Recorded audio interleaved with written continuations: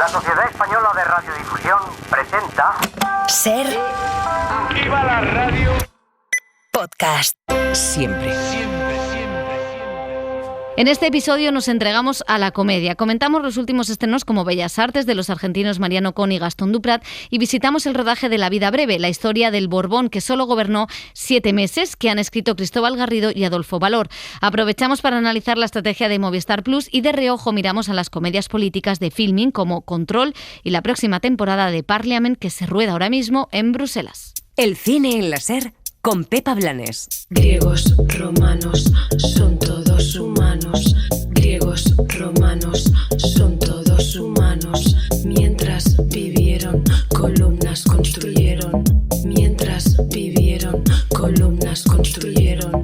Dórica, dórica, jónica, jónica. Corintia, corintia, corintia, corintia. Dórica, dórica, jónica, jónica. Corintia, corintia, corintia, corintia. Historia del arte, penes con pincel. Hasta ahí había que dejar.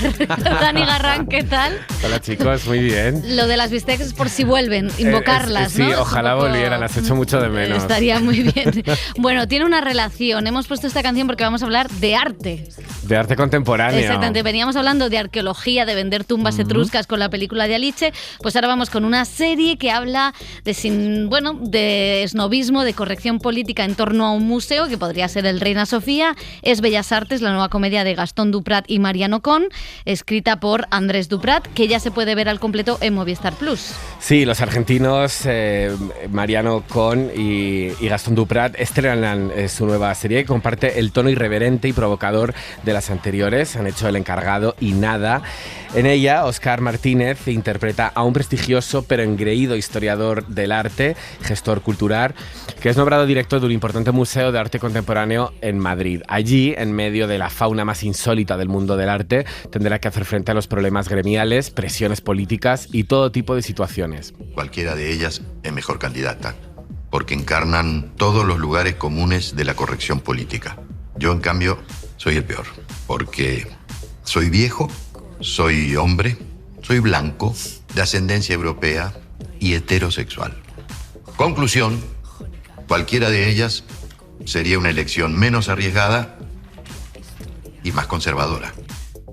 Bueno, Andrés Duprat es uno de los guionistas de la serie, es además director del Museo Nacional de Bellas Artes, por lo que conoce de primera mano el mundo del arte y tiene un talento especial además para reírse de las debilidades de los personajes.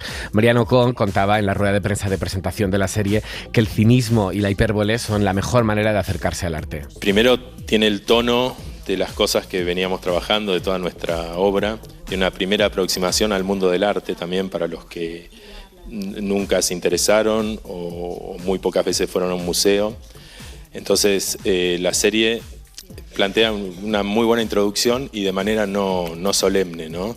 O sea, descontracturada y también irreverente por momentos y un poco irrespetuosa, un poco jocosa y también con un poco de mala hostia, como le dicen acá, pero me parece que es la manera ideal para atacar el tema. Bueno, Aisha Villagrán, José Sacristán, Ángela Molina forman parte de un elenco muy coral de personajes secundarios en una serie de 6 capítulos cortos, cuya segunda temporada ya está en marcha. Así es como ellos se plantean las series, concisas, pero con tiempo suficiente para desarrollar las historias. Damos a imprimirles cierta mirada autoral a las series, que en general las series están muy pasteurizadas hoy en día, ¿no? Las series se piensan como en un Excel.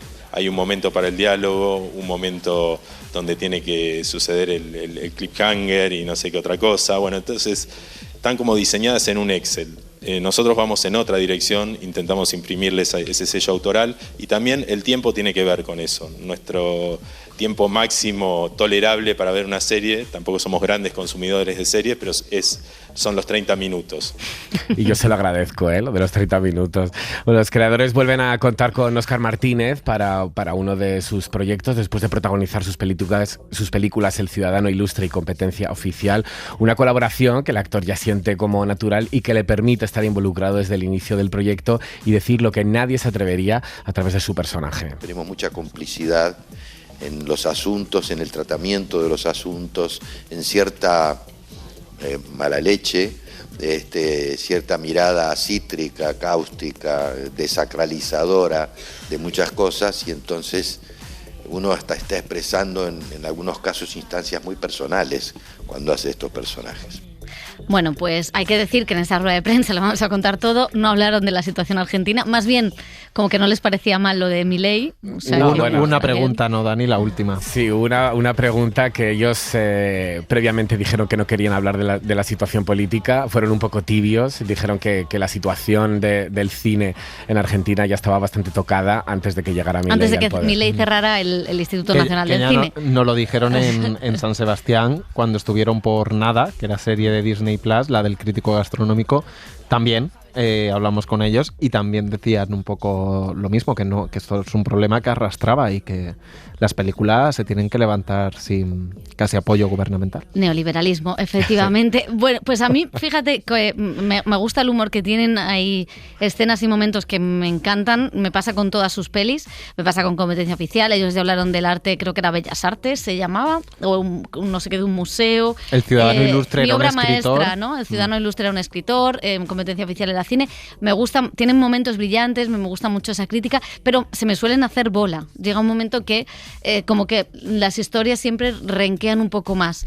Y claro, en formato serie, para mí es cuando ahí me cuesta más. Sí, es más irregular el humor. Yo con Competencia Oficial me lo pasé muy bien. Es verdad que es peli, eran Penélope 2 horas. Cruz quemando una palma de oro, claro, triturando una palma de oro. Es que esa mala leche a mí me gusta mucho, esa mala leche. Aquí es verdad que se va alargando, tiene situaciones maravillosas y se generan, ¿no?, por el propio entorno, situaciones muy cómicas, muy disparatadas, desde pues eso, y más hablando de arte moderno contemporáneo con un director que no le interesa absolutamente casi muchas de esas exposiciones, o considera un fraude ese tipo de artistas que venden cosas que realmente él no considera arte. O sea, esa tensión sí que me gusta como está. Luego también la propia gestión interna de un museo, creo que está relativamente bien hecha humor en ese sentido, pero es cierto que la veo un pelín por debajo. Mira, El Encargado no la he visto, es de las que tengo siempre pendiente, pero Nada a mí me gusta bastante porque había algo tierno en ese crítico gastronómico gruñón mayor, un poco una persona incapacitada casi para vivir sin una asistenta, y cómo contaba también el mundillo de la gastronomía y del postureo gastronómico, y aquí creo que está un poco por debajo de sus 2 anteriores proyectos. Sí, yo también lo creo. A mí se me hace un poco larga también. Los personajes, incluso los personajes secundarios, José Sacristán, que está maravilloso, me parecen incluso un poco estereotipados. Es como cogen a personas o comportamientos que todo el mundo definimos como dentro de la historia del arte, el gorrón, el sindicalista, tal, y creo que no están muy bien resueltos, pero bueno, es verdad que la gestión interna a mí también es una de las cosas que más me gusta ver. Bueno, pues vamos a seguir. Todavía no tiene fecha de estreno, pero ya sabemos bastantes cosas de la próxima comedia de Movistar. Es La vida breve, el último proyecto de Cristóbal Garrido y Alfonso Valor, en la que veremos a Javier Gutiérrez, Adolfo, siempre lo digo mal, Adolfo, te queremos en el fondo. Javier Gutiérrez y Leonor Waltin son los protagonistas. Estarán en la corte de Luis I, que fue el rey más breve de nuestra historia. Y José, pues se fue al rodaje. En la Cartuja de Talamanca del Jarama, una pequeña localidad situada a 50 kilómetros de Madrid, la familia de Felipe V posa para un retrato real. Carlos, Ali, entre vosotros, hablando entre vosotros, vida, ahí. Y al cuadro. Son los últimos días de rodaje de La vida breve, la nueva comedia de Cristóbal Garrido y Adolfo Valor. Y entonces en ese cuadro confluye un momento vital de los 4 protagonistas, en los que Luis traiciona al padre, Luisa por fin se hace cargo de que va a ser la reina, y Felipe V, que asume que nunca se va a curar y que va a estar loco para los restos de su vida. Entonces esto es un poco el final, que es lo que acabáis de ver. Es como el retrato familiar, y así acaba el episodio.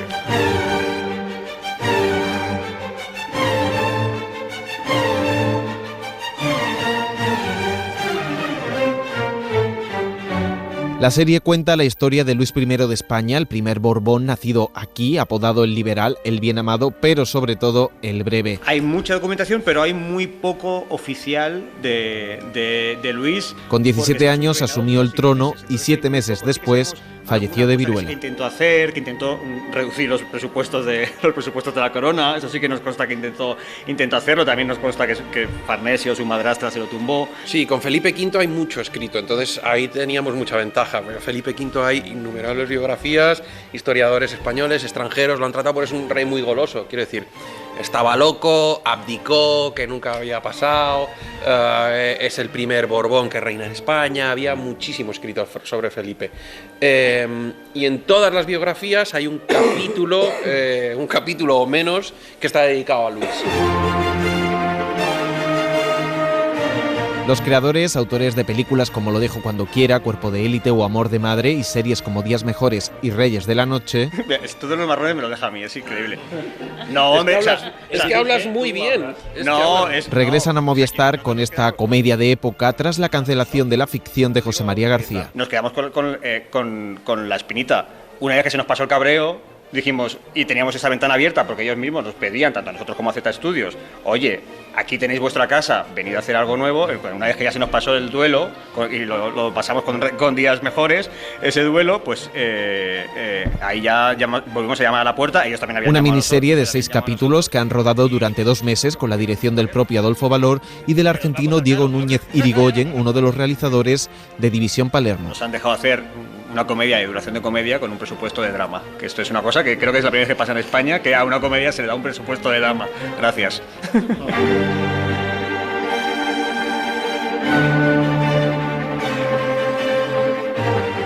En La vida breve hay 4 personajes protagonistas.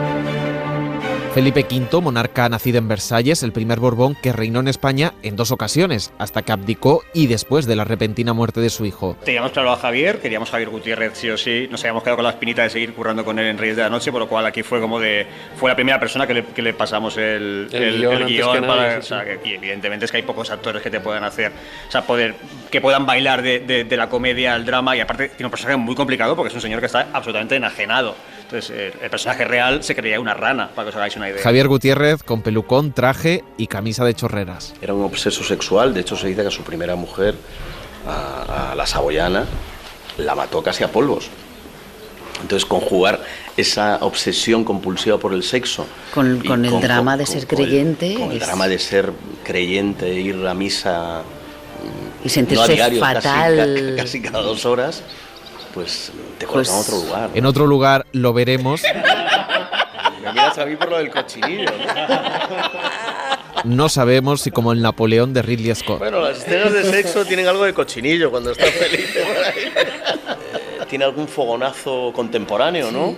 Nosotros también nos hemos permitido ciertas licencias que pueden acercar más al espectador y no sé si van a mover a la risa, pero por lo menos van a sorprender. Lo hemos intentado. Hemos tenido cierta libertad a la hora de crear y de interpretar. Yo creo que la Farnesio era muy brillante y le caía bastante mal a todo el mundo, y eso te distancia mucho de todo el mundo también. Para Isabel de Farnesio, aristócrata italiana, la segunda esposa de Felipe V, han elegido a Leonor Watling. Intentar agradar, que no es el caso de la Farnesio, o decir, vale, ¿no os voy a caer bien? Vale. Vosotros a mí menos. Y dentro del estrecho margen de movimiento que tenía una mujer.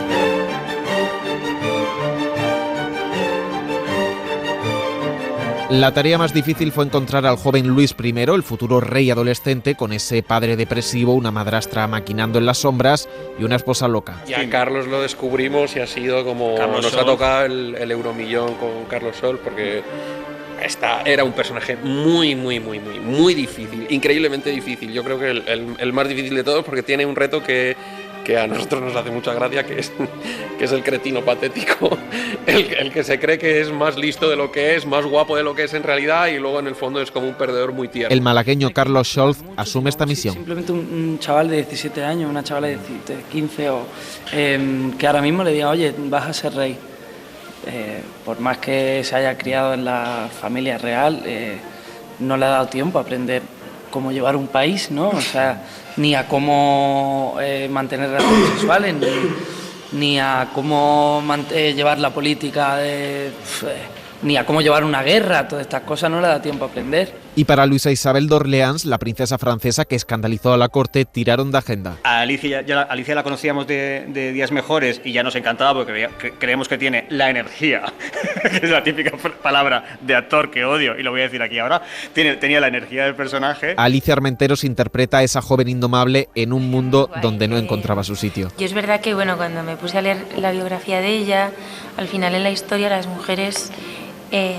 pues todas las mujeres que se salían de la norma ya eran pues las locas, las desviadas de todo, ya eran como apartadas de la sociedad. Entonces, claro, yo sabía que había ahí un trabajo de investigación importante como para también, porque todo lo que te pueden contar pues en un resumen es pues que estaba loca, que corría desnuda por los jardines, que no tenía idea de protocolo, que eructaba por ahí. Y luego, claro, lees su historia, entiendes sus circunstancias. Y fue muy guay porque al final fue un proceso en el que vas humanizando al personaje y entendiendo lo que hace. No quiere decir que justifiques todo lo que hace, pero sí que lo entiendes. La historia se presta a la comedia y esconde un drama, y aunque resulte lejana al siglo XVIII, hay temas universales que no pasan de moda, dicen los creadores. La sorpresa fue cuando empezamos a leer que conectamos, aunque parezca mentira, a nivel personal muy fuerte con la historia. De repente había temas que nos interesaban muchísimo. Hablamos de padres e hijos, hablamos de una historia de amor que sale mal, pero de una historia que se convierte en una historia de amistad. Hablamos de un montón de cosas que de repente, sin comerlo ni beberlo, nos hizo ponernos a escribir de una forma súper natural, o sea, y siento que es en algunos aspectos es de lo más personal que hemos llegado a escribir nunca. Como buena serie de época, en la vida breve hay pelucones, trajes despampanantes, corsés bien ajustados. Pues primero me maquillan, me recogen el pelo, me visto y me ponen la peluca. Me he visto, lo he dicho así como si no costara nada, pero me he visto implica tirar del corsé y recolocar las vísceras. El vestuario y las localizaciones colocan a los actores en otro lugar. El atuendo, el vestuario, la peluquería... El rodar en patrimonio, que te coloca en otro lugar. Ese es otro de los puntos clave, la ambientación. Gracias a un acuerdo con Patrimonio Nacional, el rodaje ha tenido lugar en espacios como el Palacio y los Jardines de la Quinta del Duque, el Palacio Real y los Jardines de Aranjuez o la Granja de San Ildefonso. Entonces no hay nada más serio que gente con pelucas, gente muy distinguida, reyes en palacios, para que lo otro funcionase a nivel de comedia y a nivel divertido, lo otro tiene que funcionar igual. Si hubiese sido cartón piedra, disfraces Paco, pelucas Paco, que era lo que siempre decíamos, entonces todo lo demás se cae. O sea, para mí lo que me hace muchísima gracia es ver un cuadro que pueda parecer de un drama de época y de una película británica de Merchant Ivory, y en medio de esto alguien dice un disparate porque estamos en España en el siglo XVIII.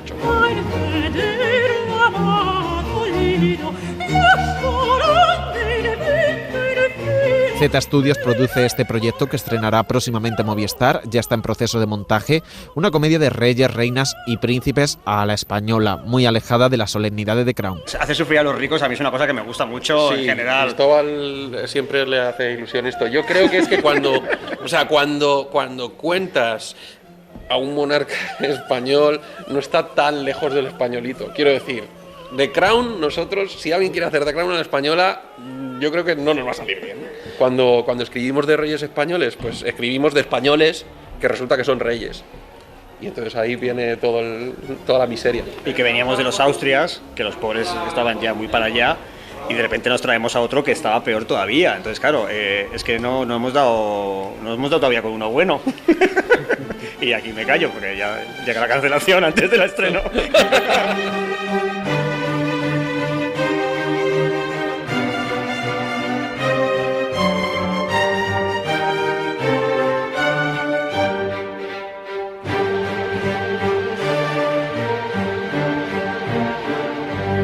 Y a Movistar le funcionó muy bien Poquita Fe, que ganó el Feroz a Mejor Comedia. De hecho, ya están trabajando en una segunda temporada. También hace unos meses se estrenó El Otro Lado, la última serie de Berto Romero.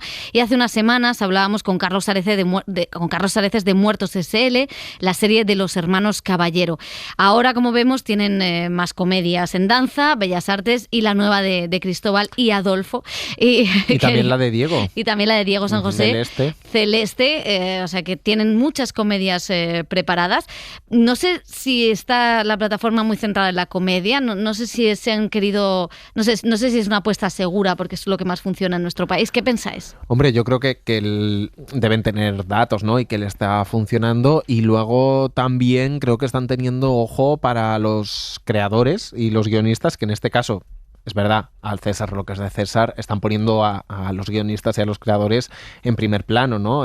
Son la comedia de Adolfo y Cristóbal, la de Diego, la de Gastón Duprat y Mariano Con, la de los hermanos Caballero. O sea, que creo que es interesante también todo ese ejercicio que están haciendo por a los autores de comedia, que muchas veces está muy difuminado a la autoría, colocarlos. Y creo que están teniendo buen olfato a la hora de coger comedias, ir estrenándolas, que le están deben tener, lo que decía, datos que nosotros no sabemos de visionados, porque realmente creo que están componiendo un mapa muy, muy variado de comedia, porque imagínate la distancia que hay entre Una poquita fe y lo que va a ser La vida breve, o entre el Bellas Artes, ¿no? y Muertos SL. Creo que hay una diferencia y creo que abarcan muchos públicos, pero sí que están siendo un poco la casa de una comedia, vamos a decir, de autor española, o con al menos con muchos rasgos reconocibles de sus creadores. Entonces a mí eso sí que me parece muy, muy interesante, y que otras plataformas no están haciendo, y creo que lo está haciendo muy bien. Sí, también es curioso porque quizá la que menos pega a priori en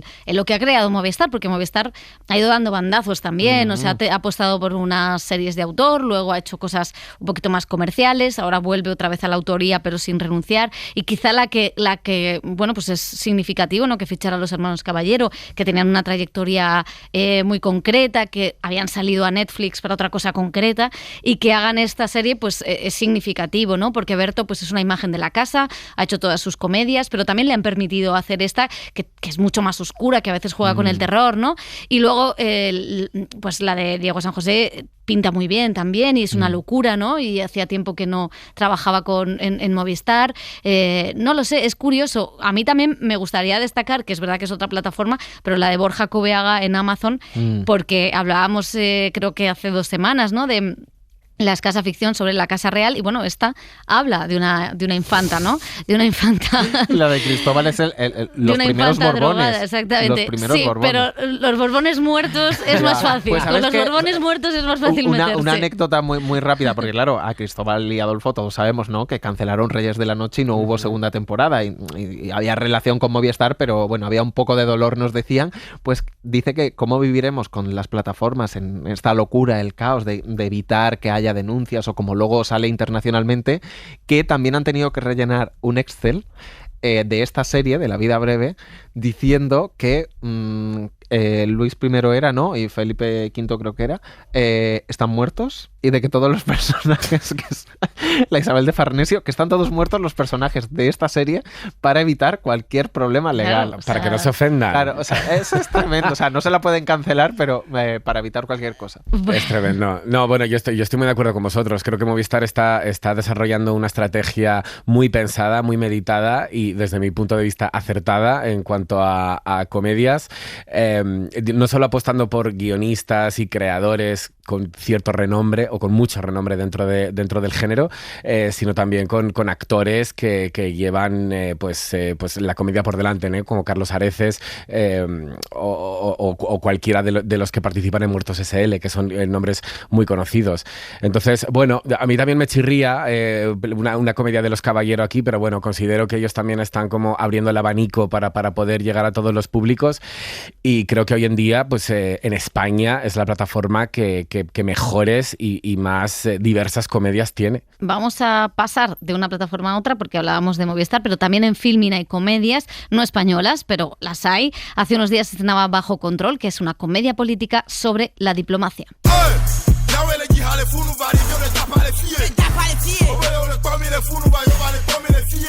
Sí, es una de las últimas sensaciones francesas, a medio camino entre VIP y Parlement, una comedia creada por el guionista belga Charlie Delwart y dirigida por Edouard Ledac, con una mirada satírica de la política exterior del país galo. Está protagonizada por Lea Drucker, y la trama sigue a Marie Tessier, una experimentada directora de una ONG humanitaria que es nombrada inesperadamente ministra de Asuntos Exteriores, con tan mala suerte que tiene que afrontar una crisis internacional justo cuando llega al cargo, cuando cuando varios ciudadanos europeos son secuestrados en el Sahel por un grupo terrorista. También tiene fama de no rendirse nunca.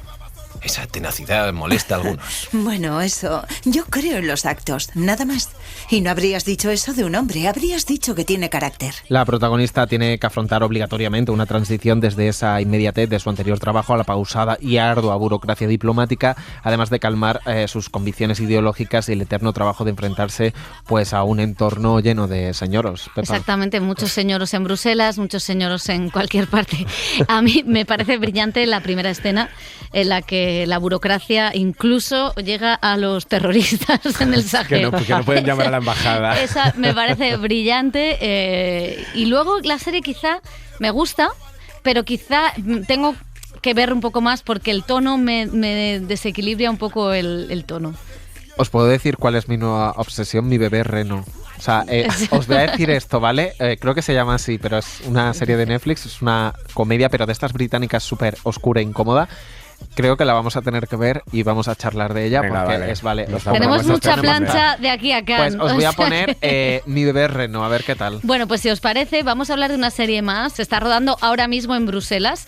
Allí ha entrado en ese rodaje nuestra corresponsal Beatriz Ríos. Ha podido colarse en el rodaje de la serie Parliament, que os acordáis nos traía a ese Íñigo Errejón belga.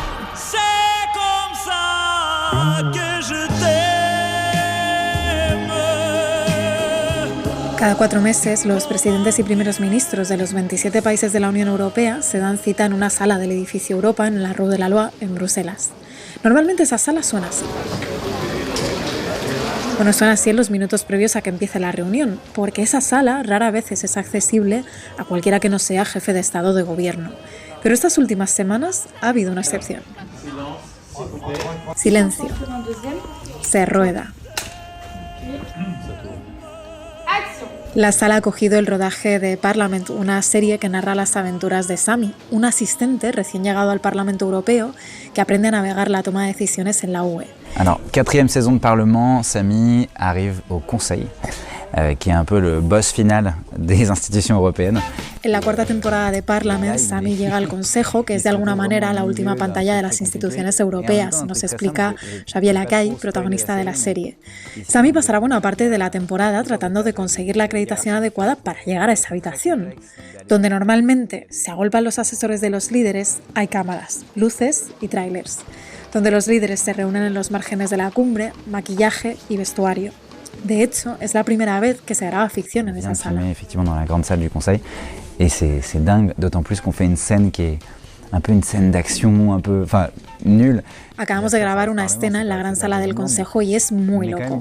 Todavía más porque es una escena de acción con movimiento, grotesca, dice Xavier, que añade que es maravilloso poder grabar comedia donde normalmente solo se habla de cosas serias. Il est hyper intéressant de créer de la comédie et du burlesque parce que j'ai l'impression qu'il n'y en a pas.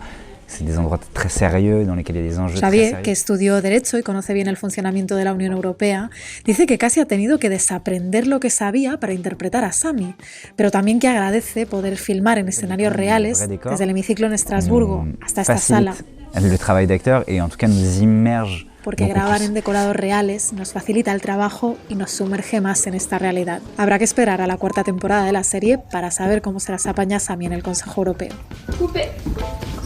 Oui, merci.